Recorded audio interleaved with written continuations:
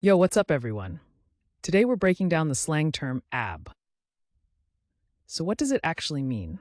In simple words, ab is slang for abdominal muscles or a shortened form of antibody. People use it when talking about fitness or health. Sometimes it can also mean something slightly different depending on the context. Where did it come from? Slang usually has a cool backstory. Ab first showed up in fitness culture during the 1980s.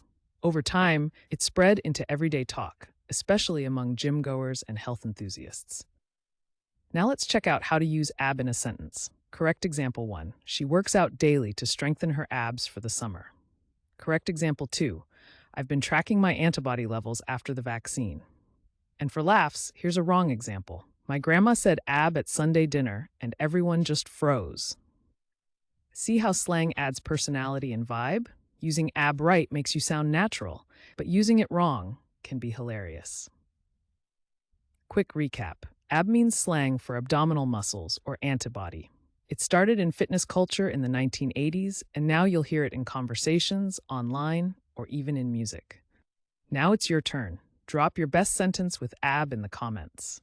And if you want to learn more slang and fun word histories, don't forget to subscribe and join our community here every day.